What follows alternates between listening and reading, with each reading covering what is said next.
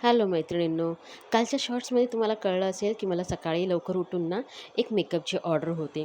तर त्यासाठीच माझी इथे तयारी चाललेली आहे आणि बघा रस्त्याला एकदम सामसूम मी बस स्टॉपला आलेली 5:30 वाजता आणि माझे मिस्टर बरोबर होते. तर ते बघा माझा मेकअप आणि हेअरस्टाईल तुम्हाला कशी वाटली ती कमेंटमध्ये नक्की सांगा. आणि एवढं सगळं झाल्याच्यानंतर मला घरी येईपर्यंत ना 9 वाजले. येतानाच मी ना इडली आणि सांबाराचा नाश्ता घेऊन आली होती. त्याच्यानंतर मी जेवणाची तयारी करते आणि मध्येच मस्तपैकी गाणं गुणगुणत माझं सगळं काम चाललेलं आहे.